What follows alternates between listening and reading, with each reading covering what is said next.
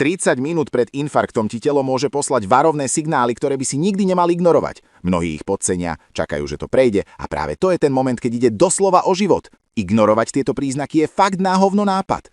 Prvý signál je tlak alebo bolesť na hrudi. Môže sa objaviť a zmiznúť, ale často ju ľudia opisujú, ako by im niečo ťažké sedelo na hrudi. Druhý signál je bolesť, ktorá vystrehuje do ľavej roky, ramena, chrbta, krku alebo sánky. Nie je vždy ostrá, skôr zvláštna a nepríjemná. Tretí signál je nevysvetliteľná dýchaličnosť, aj keď sedíš a nič nerobíš. To nie sú žiadne keci, ale reálne príznaky, ktoré netreba podceňovať. Štvrtým signálom je náhly studený pot, telo sa prepne do núdzového režimu bez varovania.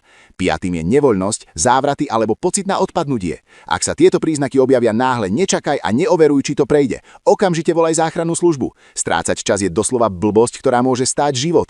Ak si niektorý z týchto príznakov už zažil, ber to vážne. Prevencia a rýchla reakcia zachraňujú životy, nie zbytočné keci z internetu. Sleduj ma pre ďalšie tipy, ktoré môžu zachrániť život.